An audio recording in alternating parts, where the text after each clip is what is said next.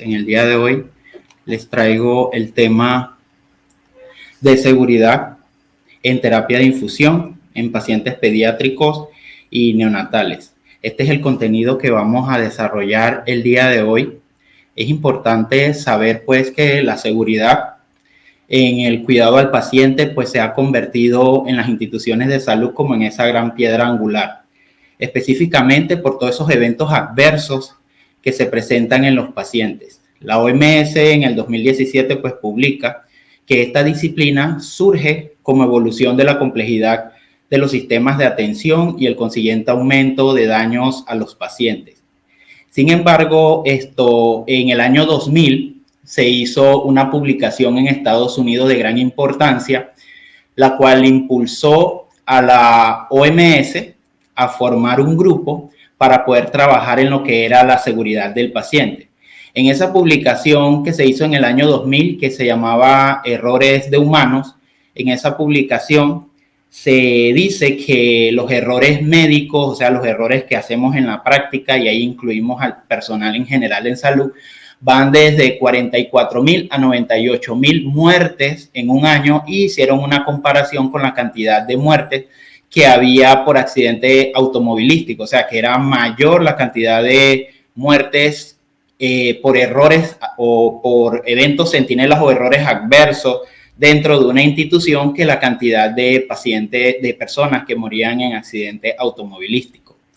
Y la Alianza por Mundial de la Salud de los Pacientes nos habla que hablar de seguridad del paciente pues es esa reducción de riesgo o daños innecesarios hasta un mínimo aceptable. Entonces, cuando nosotros vemos el ambiente pediátrico, pues es un ambiente que la verdad es complejo, sobre todo cuando hay enfermeros que trabajan en las unidades de adultos y le colocan un niño en estas unidades que son polivalentes, pues eso se genera una cantidad de estrés.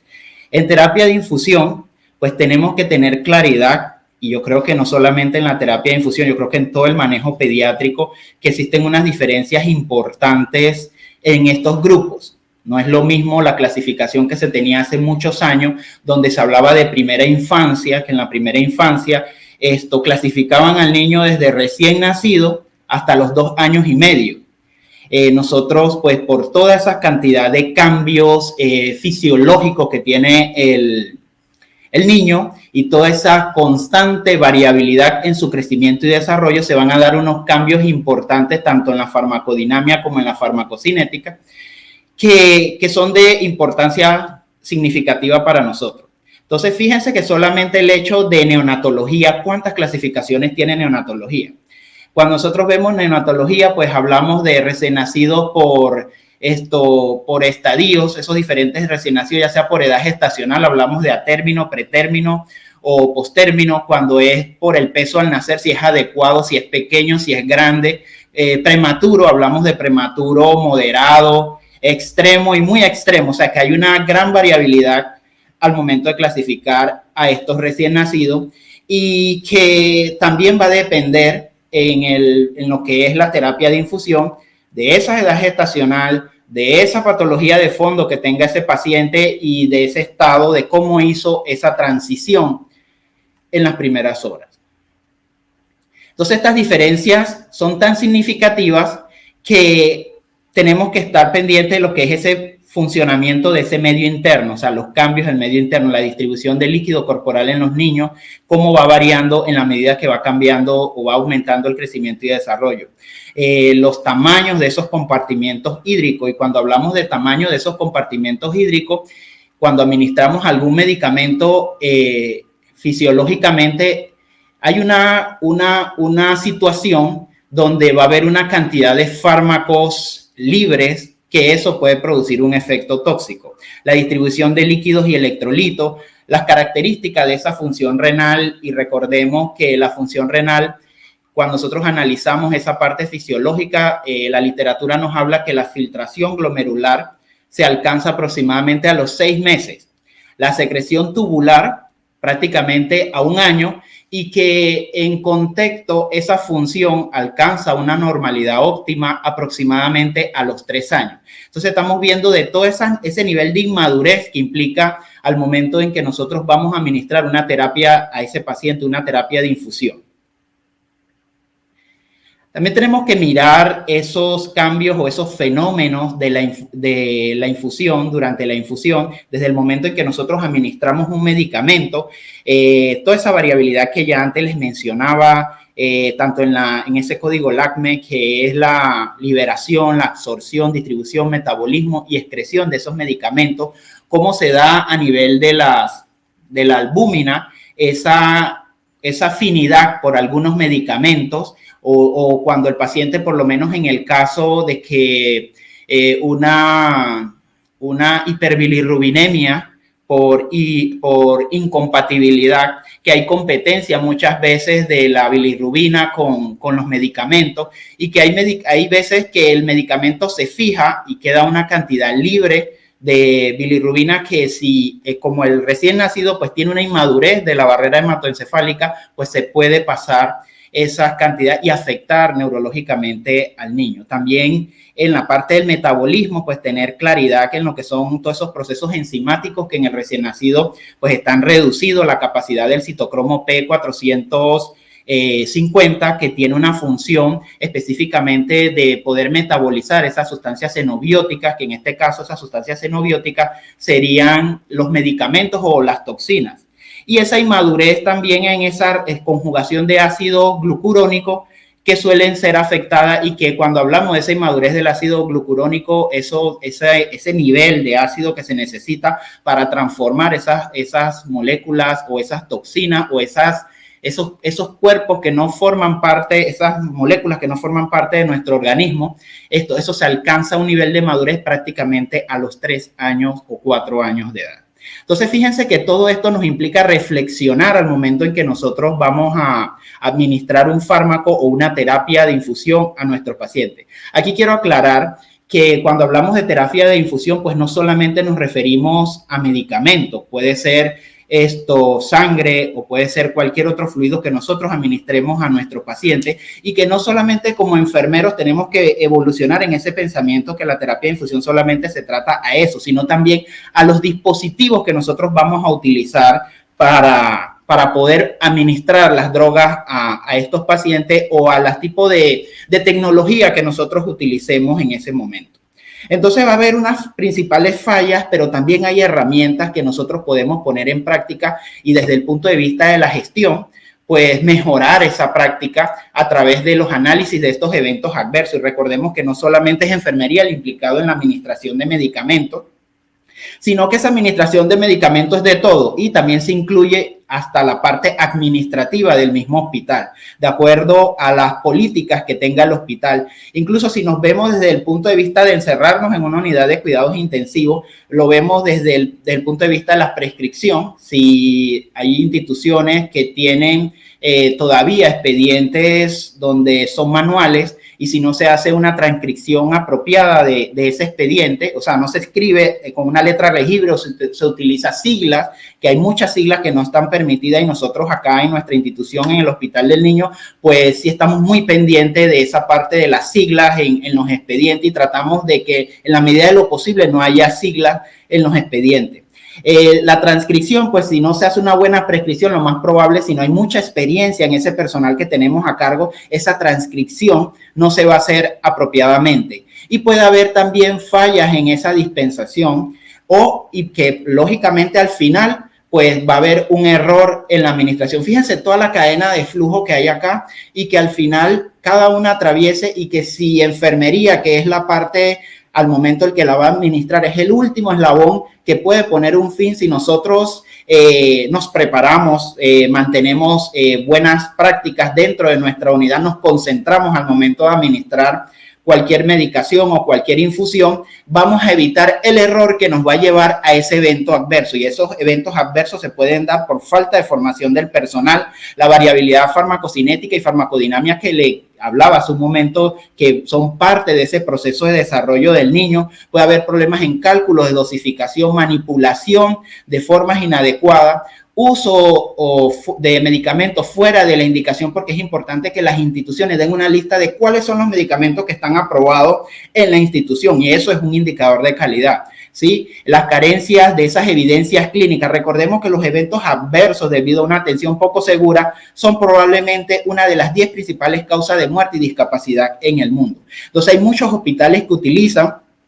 sistemas de expediente electrónico que desde que el médico escribe, pues llega esa transcripción tanto a enfermería como a farmacia, y farmacia, hay instituciones acá que hacen notificación cuando ese medicamento que le están indicando pues no está dentro del cuadro básico, no está aprobado por la FDA para usarlos en neonatos o para usarlos en niños, y le hacen notificación al médico para que el médico revise y le mandan la información para poder, y eso nos sirve a nosotros para tener como suspender esa cadena de error y que no se pueda cometer ese error, porque una de las cosas que nosotros tenemos acá en Panamá es importante que nosotros no tenemos la formación de médicos intensivistas. La mayoría de los intensivistas van a México, van a Argentina, van a Colombia, van a diferentes lugares y cada uno trae de su área su práctica, y hay una variabilidad, pero nosotros tenemos que aterrizar que estamos en el contexto panameño y utilizar las guías, protocolos y todo lo que tenemos establecido dentro de nuestra institución. Entonces, si nosotros hacemos un análisis causa-raíz de todos los problemas que pasan en la terapia de infusión en neonatos, pues los problemas desde el punto de vista administrativo puede ser una falla en la política institucional por el plan de mejoras de compra. No tenemos un dispositivo que es necesario para administrar este tipo de medicamento que es fotosensible, o este medicamento que se debe pasar en X o Y lumen, y no tenemos eso en nuestra institución. Falta de presupuesto o falta de programas de mejora continua, y aquí más que todo un programa que podíamos implementar sería el programa de este grupo de terapia de infusión, ausencia de supervisión, y si lo vemos desde el punto de vista de equipo, falta de capacitación permanente, y esto pues yo lo conjugo con el ambiente, porque muchas veces el personal tiene ganas de capacitarse, pero qué cosa que en el momento hay escasez de personal en el servicio y no hay oportunidad para que ese personal se conecte a esa educación continua, que eso realmente le va a ayudar. Entonces tenemos que tener un equilibrio entre las cosas. Muchas veces también tenemos licencias por embarazo, incapacidades, y no cubrimos los espacios de estos pacientes. Entonces toda esa sobrecarga laboral al final puede terminar en un error en la administración de infusiones. En la parte de tecnología y tarea, ausencia de la socialización de todas nuestras guías y protocolos, y eso es importante. Cada vez que nosotros hagamos ajustes o actualicemos nuestros protocolos, pues hay que socializarlos con los grupos que son los involucrados en esto. La falta de entrenamiento en el equipo, la tecnología que estamos utilizando, y si nos vamos al punto de vista del paciente, pues el paciente pediátrico es un paciente que es considerado en el lugar que esté como un paciente de alta demanda de cuidados especializados, y una de las filosofías que nosotros tenemos acá en cuanto a la atención del paciente pediátrico hablamos de la familia, no hablamos del paciente pediátrico, hablamos de la familia, por el simple hecho de que cuando ese miembro de la familia está afectado, todo se altera. Entonces pueden haber también errores desde ese punto de vista. Profesionales de enfermería con poca experiencia en las áreas de cuidados intensivos, tanto neonatal como pediátrica, y es una debilidad que tenemos y que nosotros tenemos que reforzar la cantidad de especialistas en cada una de estas áreas. Es importante hacer una relación, pero que haya por lo menos uno o dos especialistas en cada turno. Eso ayudaría muchísimo al trabajo y disminuiría los riesgos. La falta de conocimiento en relación a la solución y los fármacos, que va muy de la mano con la falta de capacitación. Las distracciones cuando está un personal manejando todo lo que son líneas o todo lo que es administración de estos medicamentos o de estas soluciones, pues tener mucho cuidado de no interrumpir, a menos que sea para hacer un llamado de atención que la persona va a cometer un error. Y la fatiga del personal, y esto lo incluyo aquí, porque nosotros acá estamos teniendo una situación, sobre todo en los enfermeros que son recién egresados, que recién egresan, no tienen mucha práctica, pero sin embargo tienen 2 trabajos, y las personas llegan agotadas a los sitios de trabajo, y eso es muy importante, que nosotros tengamos personal, pero personal que sea de manera exclusiva para para nosotros y que ese personal pues se dedique y poder hacer un entrenamiento efectivo y evitar todos estos errores en la administración tanto de medicamentos como de infusiones intravenosas. Entonces, ¿qué estrategia nosotros podemos utilizar? Pues una que es muy conocida en todos los países y es el Protocolo de Londres, que básicamente es una herramienta práctica en la identificación de factores relacionados con la incurrencia de incidentes. Pues ahí desde el punto de vista de la administración va a haber fallas latentes, va a haber algunos factores contributivos que puede ser, incluso si nos vemos desde el punto de vista del equipo, una persona que se le asignó un enfermero o para que, como era nuevo, pues estuviera con él en ese momento, se descuidó, no hizo una supervisión efectiva y se empiezan a cometer todas esas acciones inseguras que van desde omisiones de un medicamento, no se colocó la infusión que era la que iba, o negligencia, y todas esas fallas que son consideradas fallas activas van a incurrir en un error. Y si nosotros no tenemos prácticas seguras como doble chequeo, estar pendiente de todo el personal, estar pendiente de todas esas bombas de infusión, de los sistemas, evaluar a nuestros pacientes, vamos a tener el evento adverso. Otra de las recomendaciones, pues si nosotros tenemos debilidades, pues podemos aplicar el ciclo PHVA, que es planear, hacer, verificar o actuar, que es el ciclo conocido como ciclo de Deming, y poder entrar en ese proceso de mejora continua, mejora en la terapia de infusión dependiendo de todo esto. También quiero aquí aclarar que esto va enfocado desde el punto de vista de enfermería, pero también esto aplica para cualquier área porque, como yo les decía, los errores pueden venir desde el momento en que se hace la compra. Entonces, todo esto también puede ser aplicado a cualquier área de la institución. Y esto, pues, un evento adverso que quise compartir con ustedes, un evento que ocurrió en Panamá en el 2013, donde ahorita, pues en el 28 de abril del 2022, ya la Fiscalía pide condenar a 8 personas por la muerte de los neonatos. En este caso de los neonatos, pues no vamos a profundizar en ello, pero hay implicado personal de salud en este caso, y más que todo por el hecho de la administración de parina con alcohol bencílico en neonatos, que dejó 9 neonatos muertos y un grupo de neonatos con incapacidades importantes. Entonces, ¿qué pautas nosotros tenemos que realizar para ese uso seguro de la terapia de infusión en neonatos y pediátricos? Estandarización y establecimiento de protocolos, manuales y guías. Tener claridad de que todas estas declaraciones que nosotros tenemos pues van a ayudar al personal, pero que esos protocolos no sean tan extensos, que sean básicos, que sean fáciles de manejar, que tengan flujogramas y que las personas sean amigables con las personas, porque si usted me dan un protocolo gigantesco con muchas cosas, pues al final no vamos a terminar leyendo nada o no vamos a encontrar nada en ese protocolo. Tener tablas, nosotros tenemos unas tablas que son de medicamentos, tenemos tablas de diluciones, tenemos tablas de compatibilidad en la unidad que también han ayudado muchísimo a que el personal no cometa errores porque puede verificar o se hace una doble verificación en los procesos. Y lógicamente establecimos protocolos, pero necesitamos saber si hay una adherencia del personal a estos diferentes protocolos. Con esto vamos a ver si la persona que haga la auditoría, que en este caso sería auditorías internas, pues establecer los estándares para ver qué queremos lograr, la medición, si lo estamos logrando, por qué no lo estamos logrando, y ahí nos vamos a identificar si hay alguna falla y vamos a rediseñar y vamos a establecer planes de mejora continua, como yo les mencionaba hace un momento, y después vamos a revisar si realmente lo hicimos o lo hicimos mejor o estamos mejorando. Recordemos que lo que no se define no se puede medir, lo que no se mide no se puede mejorar, y lo que no se mejora se degrada por siempre. Otra pauta importante es establecer planes de acción para promover las políticas de seguridad y acciones del paciente y disminuir la probabilidad de errores. Sistemas automatizados como el caso de Unidosis, listas actualizadas, como les decía, establecimiento de un equipo de terapia de infusión que como ha ayudado en algunas instituciones a disminuir los riesgos, implementar y aplicar buenas prácticas y buen desempeño, incorporar las nuevas tecnologías de información y comunicación y con muy buenos soportes que tenemos que invertir para dar seguridad en nuestros pacientes, y establecer buenos sistemas de notificación, porque muchas veces las personas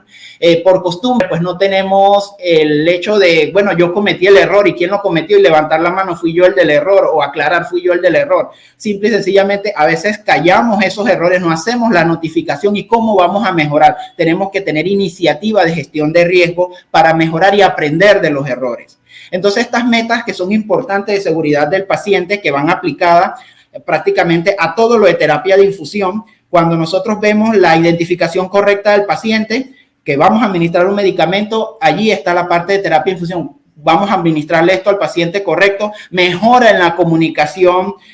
con el mismo personal, mejora en la seguridad de los medicamentos. Hay medicamentos de alto riesgo, medicamentos que suenan igual y se parecen igual, y esos medicamentos tenemos que clasificarlo, etiquetarlo al igual que las soluciones. Y hacer doble verificación en todo momento. La meta número 4, procedimientos correctos, pues esta la podríamos aplicar en el caso de los pacientes oncológicos que les ponemos los Port-OCAC.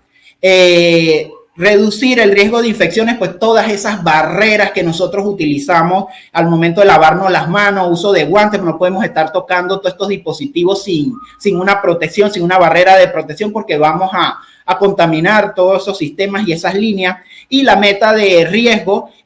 recordemos que hay muchos niños que a veces tienen dispositivos venoclisis o tienen algún suero fisiológico y esos niños quieren deambular. Entonces hay algunas sillas que podemos ayudarlos a ellos a deambular y evitar que estos pacientes tengan riesgo de caída, por lo menos cuando van al baño o por lo menos cuando quieren estar en los pasillos, porque tienen una terapia que no se puede parar, es una terapia continua y el niño ya está cansado de estar en cama, o el efecto de uno de estos medicamentos que realmente afecta lo que es la parte, medicamentos que tienen efectos sobre el sistema nervioso central y que también pueden ser de riesgo. En el 2022, el reto que ha lanzado la Organización Mundial de la Salud es seguridad del paciente, medicación sin daño, para este 17 de septiembre del 2022. Entonces, innovación tecnológica, y nosotros tenemos, una vez pasemos todas esas etapas de seguridad y logremos avanzar, muchas instituciones pues se someten a ese proceso voluntario de acreditación, que es muy interesante, y para tratar de mejorar todos esos patrones o esos procesos que tenemos. Hoy en día la industria de la salud tiene 10 tendencias importantes en lo que son en lo que es la industria de la salud, que estas tendencias pues se han ido muy de la mano, y la terapia de infusión ha también incursionado en alguna de ellas. Dentro de ella, pues la inteligencia artificial, y eso lo estamos viendo ahorita por los software que utilizan las bombas de insulina y medidores continuos de glucosa en los pacientes. Y acá nosotros en Panamá tenemos varios pacientes que ya tienen esta bomba que mide los niveles de glucosa en el paciente y le programa al paciente la cantidad de insulina que él requiere. Son sistemas de ASA con software cerrado.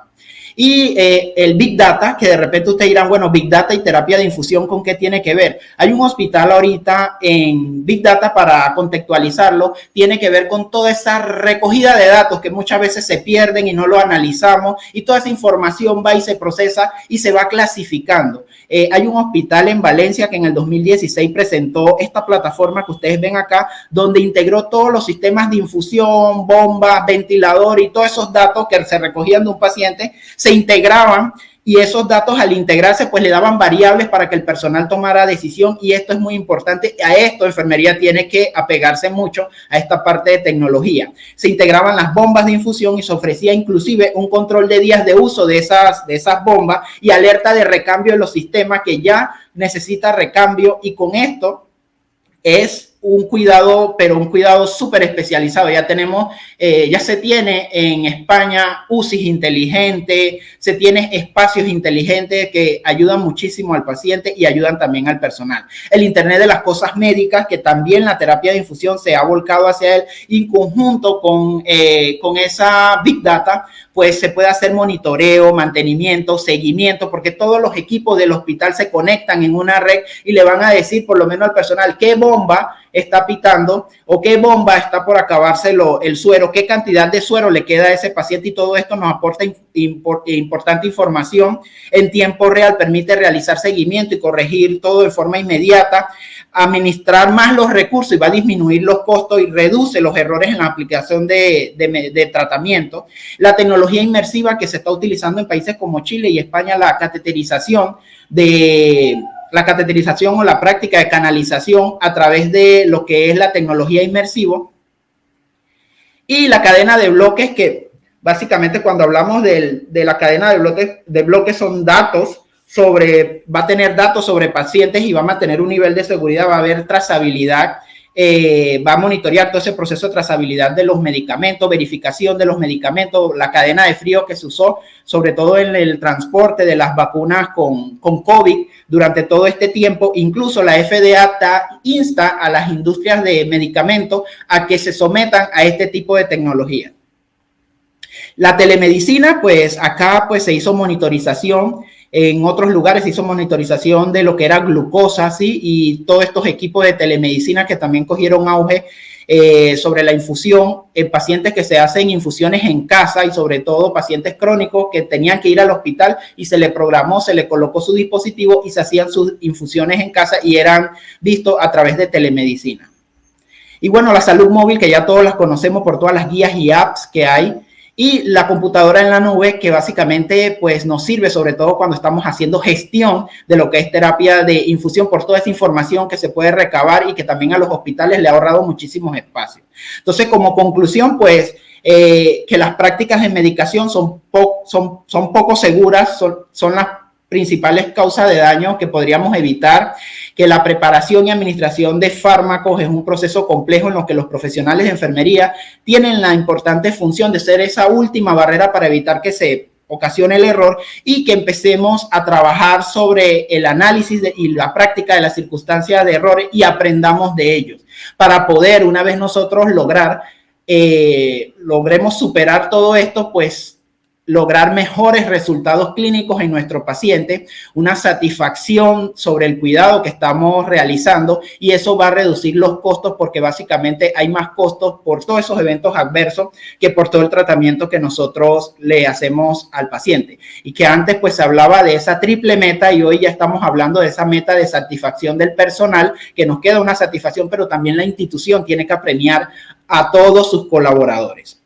Y esto pues ya para cerrar con este video para presentarle el hospital donde trabajo y cerrarle con este mensaje que la mente que abre una nueva idea jamás volverá a su tamaño original. Y bueno, muchas gracias a todos por la invitación. Gracias, Edward Pinzón, por esta invitación y bueno, un gusto compartir con ustedes.